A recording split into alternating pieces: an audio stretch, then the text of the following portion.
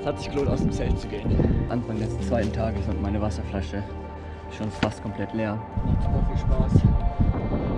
Es ist echt windig. Woo! So nach 2 Tagen alleine. Wir haben ein paar Besucher bekommen hier. Auch wenn das Wetter eher Herbst sagt. Wir werden einfach es genießen, draußen zu sein.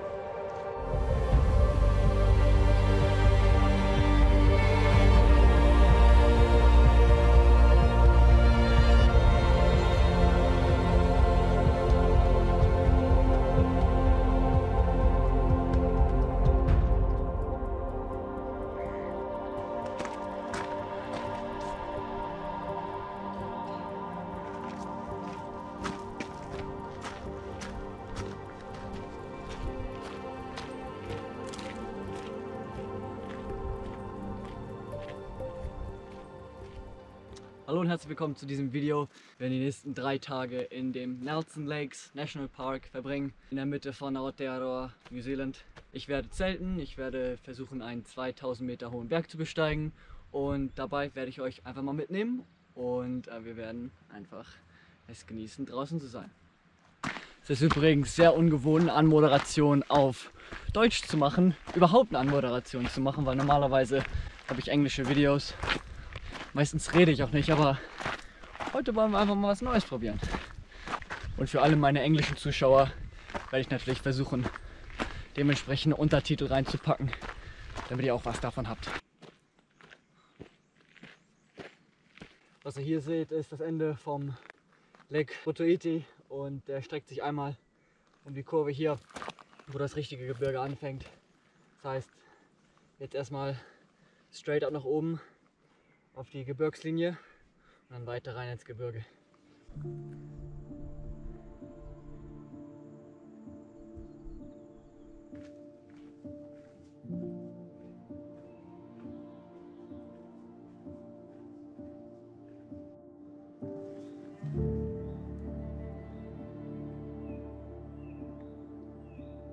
Ich befinde mich jetzt hier mitten in den Wolken, über den Baumwipfeln. Aber ich hoffe, dass ich heute noch hoch genug komme, um über den Wolken zu sein. Und ansonsten wird es ein bisschen frisch heute Nacht. Wird auch alles ein bisschen nass, ist nicht so schön. Mal schauen.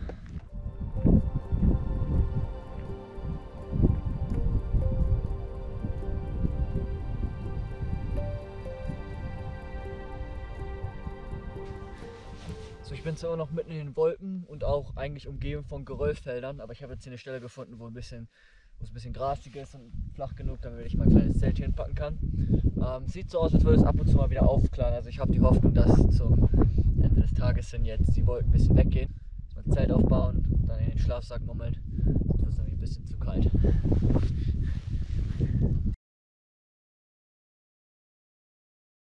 So, ich denke mal, die Küche bleibt heute kalt. Ich habe noch ein paar Cookies von Subway, Müsli-Riegel. Also ich habe heute auch schon warm gegessen und der Tag war heute sehr kurz. Ist jetzt schon kurz vor 8, ziemlich spät gestartet. Ich werde mich jetzt in meinen Schlafsack kuscheln und ja, dann, wenn es nochmal aufklart, gehe ich nochmal raus, gucke ich nochmal. Aber ansonsten, Time. Ab und zu kommt die Sonne da ein bisschen durch, aber ansonsten ist es eher komplett bewölkt. Aber zumindest sieht man die Wolken vorbeiziehen. Bisschen blauer Himmel. Also ich habe gerade gesehen, dass die Wolken weggezogen sind und es hat sich gelohnt, aus dem Zelt zu gehen. Wunderschön. Mein Zelt ist da unten. Kann man da unten sehen. Und ja, mitten in den Bergen, in den und über den Wolken. Da ist einfach geil, hier draußen zu sein.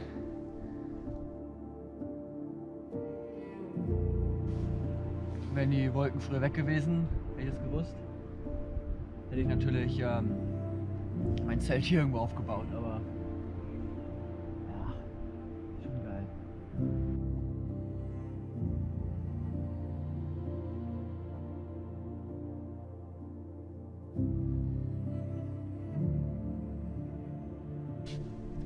habe mein Zelt jetzt doch hier rüber gebracht, obwohl die Sonne jetzt schon untergegangen ist.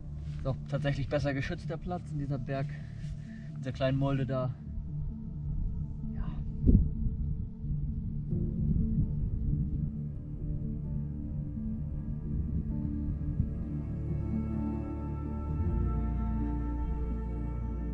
Die Sonne ist jetzt untergegangen und es ist unheimlich still.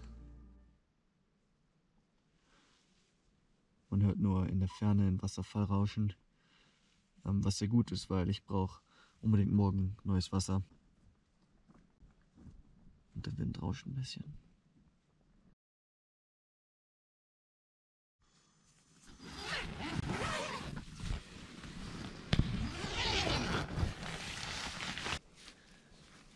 Guten Morgen, Tag Nummer 2. Ich habe mir mit dem Aufstehen schön Zeit gelassen. Die Sonne ist jetzt schon ziemlich hoch.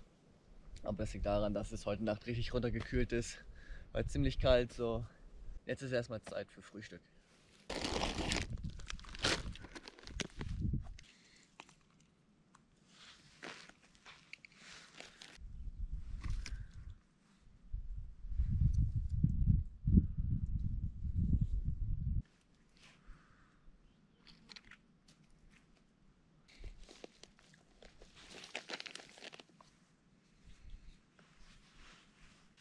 Ich merke, wie ich relativ schwach bin. Das früher letzte Nacht hat mich ordentlich Energie gekostet, deswegen schön Avocado mit Hummus.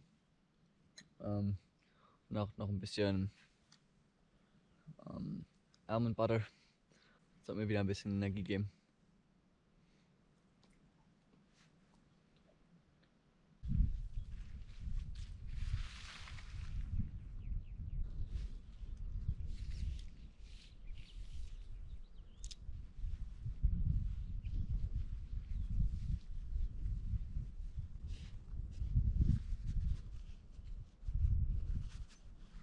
Wir haben jetzt Anfang des zweiten Tages und meine Wasserflasche ist schon fast komplett leer. Ich höre da unten Wasser, deswegen werde ich da meine Wasserflasche auffüllen und dann muss ich zurück auf den Berghang. Aber die extra paar Höhenmeter, die lohnt sich auf jeden Fall, damit ich dann für den Rest des Tages genug Wasser habe. Muss ich echt vorsichtig sein hier.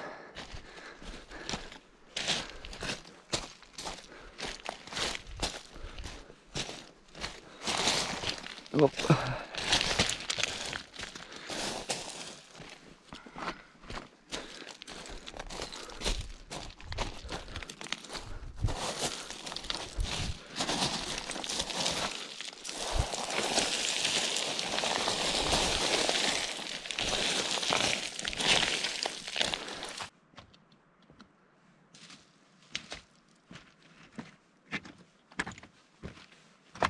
Ich habe jetzt Wasser gefunden, sogar mit einem kleinen Wasserfall.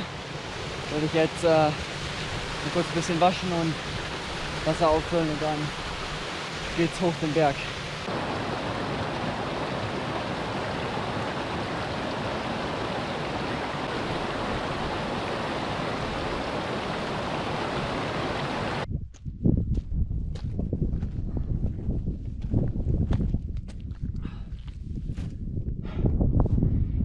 Jetzt hinter mir gelassen, bin jetzt fast auf dem Bergsattel drauf und dann treffe ich hoffentlich wieder auf den Pfad, den ich dann weiter Richtung ins Gebirge folgen kann. Schön warm.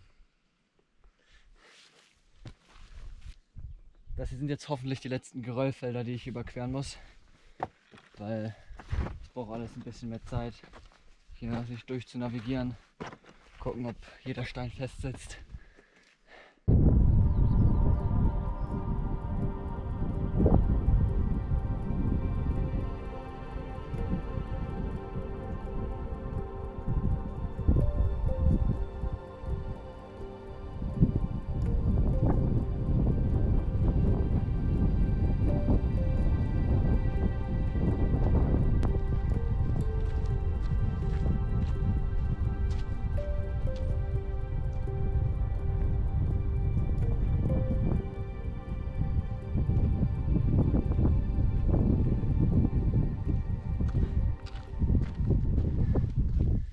Gerade hier entlang zu wandern ist absolut fantastisch.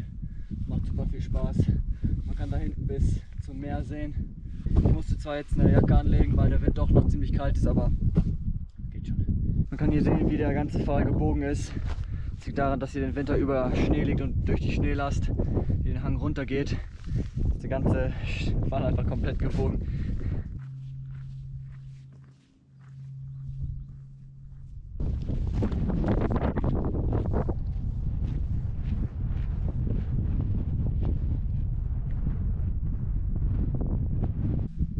Schon krass zu sehen, wie sich der Pfad an den Klippen entlang schlängelt.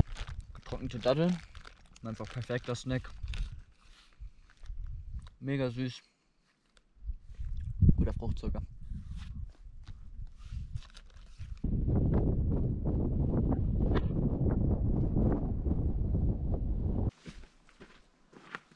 Dieser Teil hier wird sehr interessant.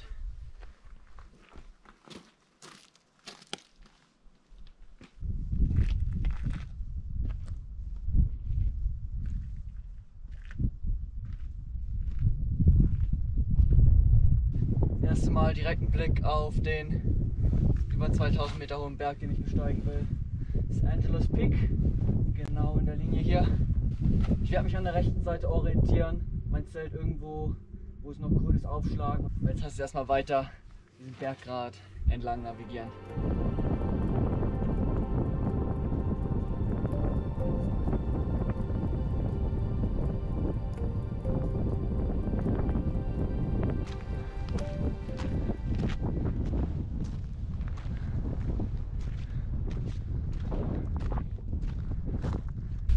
Unter mir befindet sich jetzt Lake Angelos.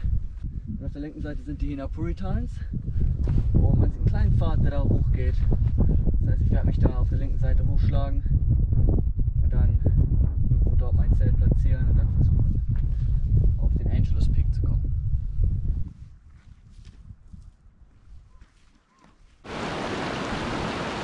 Das unter mir sind jetzt die Hina Puritans. Und der kleine Pfad, der schlängelt sich da entlang und geht dann da hoch. Die Bergkappe da nennt sich Sunset Saddle und von da aus kommt man dann auf die Spitze. Aber bevor ich das in Angriff nehme, halt erstmal kurz Mittagessen.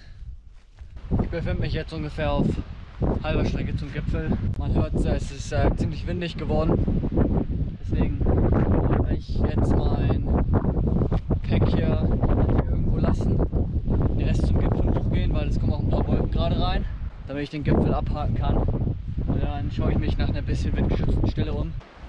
Das ist ganz cool, hier sind überall diese kleinen Steintürmchen, die nennen sich Cairns und die markieren so ein bisschen den inoffiziellen Pfad, dem ich hier folgen kann. Das macht es ein bisschen einfacher.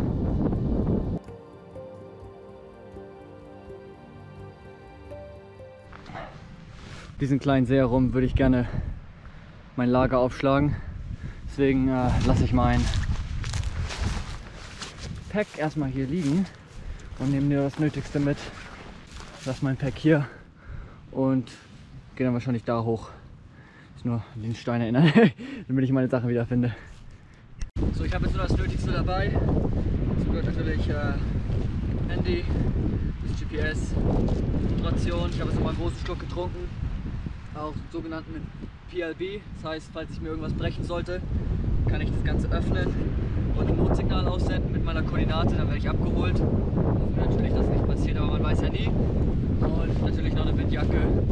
Und nur mit diesen nötigsten Sachen kann ich mich jetzt deutlich schneller fortbewegen. Ich habe jetzt schon ordentlich Höhenmeter gemacht. Ich befinde mich jetzt hoch genug, dass hier vereinzelt noch kleine Fleckchen von Schnee sind und ich merke jetzt auch, die Luft ist echt kalt, meine Lippen werden total spröde. Aber die Gesteinsformationen hier sind absolut faszinierend. Mega cooles Terrain. Die Wolkendecke wird echt immer dichter, das ist jetzt echt ein Wettlauf gegen die Zeit. Aber ich habe es fast geschafft, ich bin fast da.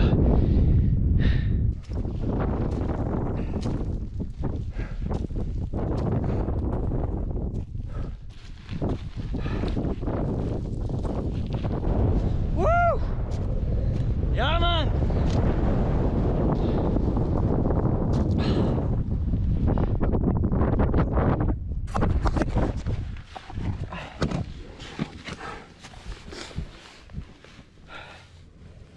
...2000 Meter über Meeresspiegel aus eigener Kraft. Geil. Geiles Gefühl. Man sieht das Meer von hier. Da hinten. Ah. Ah. Durchatmen.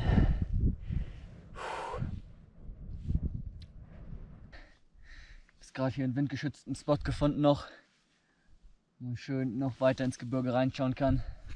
Unter mir Klippen und Schnee. Geil. Fantastisch. Aber ich kann hier leider nicht zu lange warten, weil ich weiß, dass die Wolken hier reinziehen werden und ich möchte zumindest mein Zelt aufgebaut haben, falls es anfangen sollte zu regnen. Das war nicht vorhergesagt, aber man weiß ja nie. Das Wetter kann sich so schnell ändern. Genial.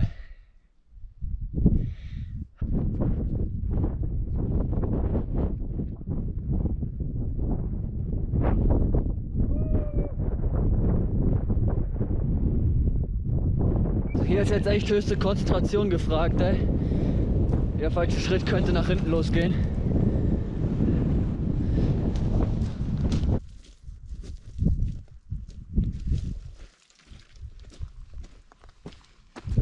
Der Trick bei der Sache ist, sich immer möglichst weit nach hinten zu lehnen und ab und zu auch mit den Händen abzustützen, dann geht das alles schon ganz gut.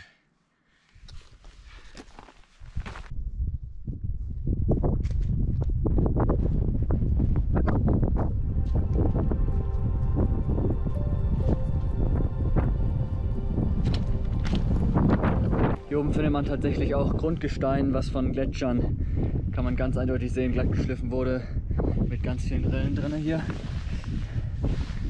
Ich habe hier tatsächlich 2 Quellen gefunden, beziehungsweise eine kommt hier raus, in diesem Stein, dann da drüben auch nochmal.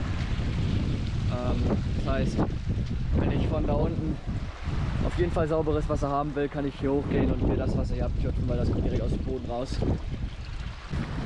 Auf jeden Fall sehr faszinierend, einfach zu sehen, wie das Wasser hier aus dem Boden rauskommt mit dem Gebirge, knapp unter 2000 Metern, und dann in das Tal runterfließt.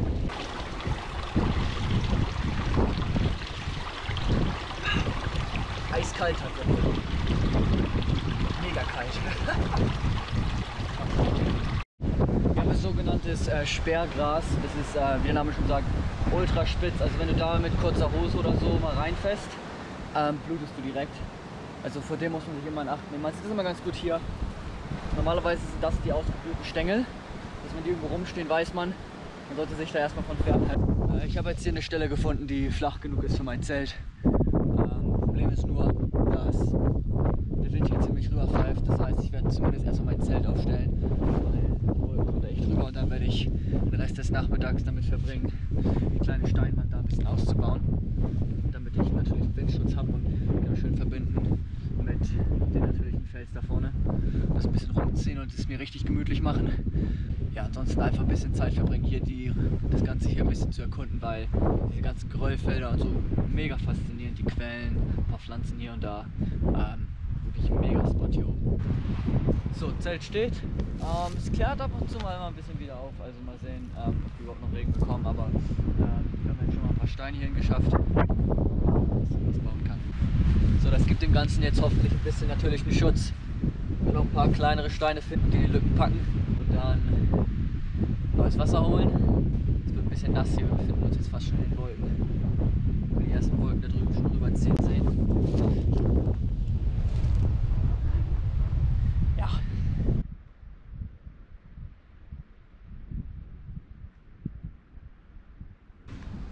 Das ist der Grund, warum man immer die Quelle suchen sollte, oder zumindest so nah an die Quelle wie möglich gehen sollte, weil die ganzen Bakterien von dem Ding werden in den See geschwemmt und dadurch halt auch darunter. Und für mich wäre es viel einfacher gewesen, von meinem Zelt einfach darunter zu gehen. Aber ich habe, da oben war die Quelle, bin runtergekommen und habe halt den gesamten Wasserlauf abgecheckt, ob da irgendwas liegt. Und ich weiß, dass das sauber ist. Dementsprechend war das eine sehr gute Entscheidung. Und glücklicherweise nicht den Magen verdorben. Gerade als das Wetter jetzt schlechter wird, habe ich gerade ein paar Besucher bekommen hier. Der sogenannte Kea, das ist der einzige Papagei, der in den Bergen lebt. Und die sind mega neugierig. Also hüpfen hier gerade so um mich so ein bisschen herum. Das fängt jetzt gerade richtig an zu schiffen. Das ist nicht so schön. Das ist unangenehm. Der eine hier. Das Wetter ist mega diesig jetzt. Wolken sind komplett reingezogen. Und ich habe jetzt einmal kurz aus Stein mir so eine kleine Konstruktion gebaut, damit ich hier zumindest ein bisschen Wasser kochen kann, damit es heute Abend was Warmes gibt. Verdammt, da hätte ich das mal bloß früher gemacht.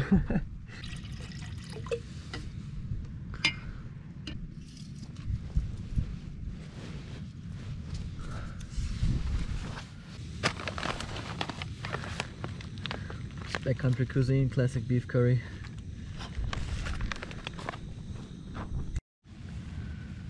Das war Tag Nummer 2.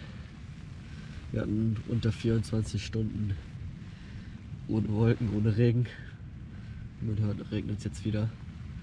Ich habe die Befürchtung, dass das morgen so weitergehen wird. Das heißt, ich werde morgen leider mein nasses Zelt zusammenpacken und mich dann möglichst schnell wieder Richtung Ausgang des Nationalparks begeben. Aber wird schon klappen. Ich nutze übrigens immer mein Pullover als Kissen. Wenn man richtig faltet, reicht das vollkommen aus. Ansonsten sehen wir uns morgen. Gute Nacht.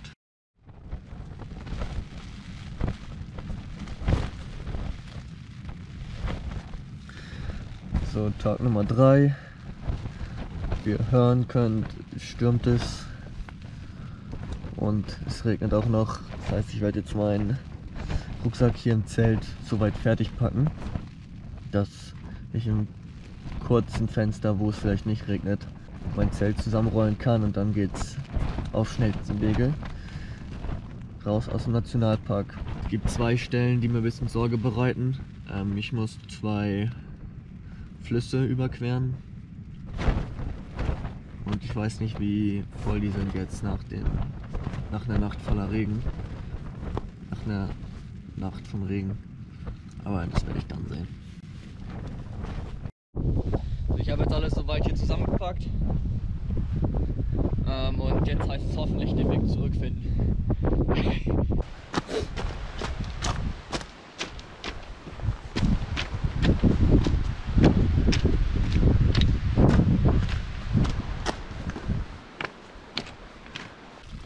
So, das Wetter ist hier ein bisschen besser tatsächlich. Ein bisschen weiter unten und unter der Wolkendecke, nicht direkt in der Wolkendecke. Jetzt werde ich dir nochmal meine Wasserflasche hier auffüllen. Kalt ist mir zum Glück auch nicht mehr jetzt, seitdem ich mich bewege. Es scheint tatsächlich klarer zu sein, je weiter ich Richtung Ausgang des Nationalparks komme. Also Daumen gedrückt, toi toi toi. Vielleicht finde ich ja sogar ein trockenes Plätzchen für Frühstück irgendwo.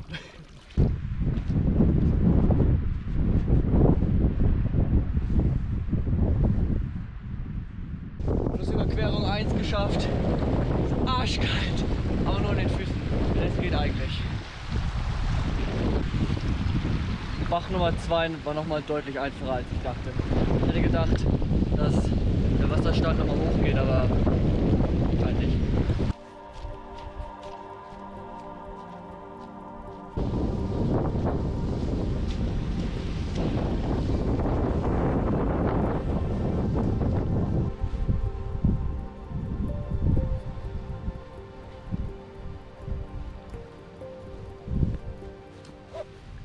Ich bin jetzt eigentlich unter der Wolkendecke, es hat aufgehört zu regnen.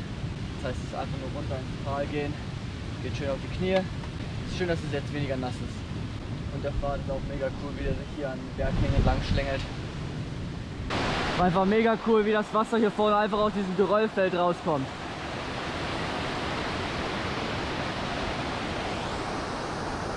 Hier ist ein ganzes Feld voll blühendem Sperrgras, das was ich euch gestern gezeigt habe. Es riecht sehr süßlich, riecht sehr gut, riecht wie Frühling. Auch wenn das Wetter eher Herbst sagt. So, jetzt bin ich auch komplett bis auf die Unterhose nass. Wegen den ganzen Gräsern, durch die man hier geht. So ein Dreck. Und das Wasser sammelt sich auch in meinen Schuhen. Aber hoffentlich ist es nicht mehr allzu weit Dann noch 2-3 Stündchen. Bin ich raus hier. Jetzt wieder hier zurück im Wald. Immer noch neben demselben Fluss hier. Auf der rechten Seite. Den ich schon 10-mal bestimmt überqueren musste. Und ich weiß, dass ich auf die andere Seite noch auf jeden Fall einmal muss. Also mal schauen, was dieser Pfad hier noch für uns bereithält. Ich merke so nach 2 Tagen alleine und circa 2 Stunden Waldmarschen in gutem Tempo setzt der psychische Verfall ein. Aber ich bin jetzt immerhin nice. Perfekt. Aber ich bin jetzt auf dem richtigen Track. Hier ist sogar diesmal eine Brücke, um den kleinen Fluss zu überqueren. Der Rest des Weges wird jetzt auch im Wald sein. Das heißt, richtig schön Meter machen. Und zuerst gibt es jetzt ein bisschen Schokolade als Stärkung. Das ist eine neuseeländische Spezialität, sogenanntes Hoke Poke. Das sind karamellisierte Honigbrocken, die in der Schokolade sind. Mega geil. Keine Ahnung, warum das in Europa nicht gibt. Zumindest habe ich da in Deutschland noch nie von gehört. Gibt es im Eis und gibt es in der Schokolade. Ultra geil. Selbst wenn das Wetter die letzte Zeit nicht mitgespielt hat, macht es mich doch persönlich sehr, sehr glücklich, hier draußen unterwegs zu sein. Einfach die frische Luft zu genießen.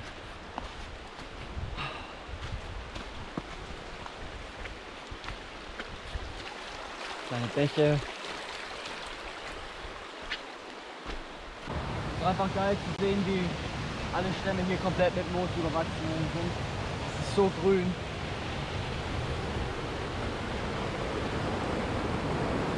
Kann ich gut nehmen.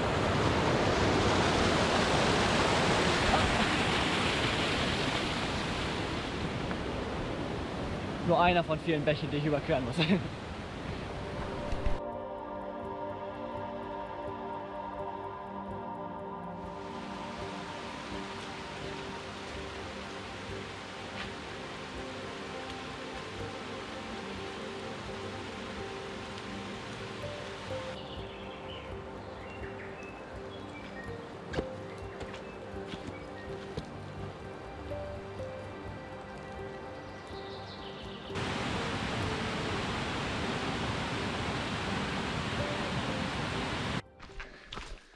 Kommt tatsächlich hier die Sonne noch mal durch.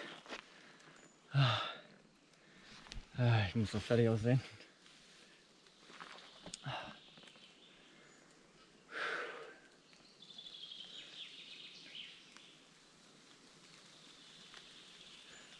Absolut schöner Wald. Mega ruhig. Vögel zwitschern. Das ist ein geiler Abschluss.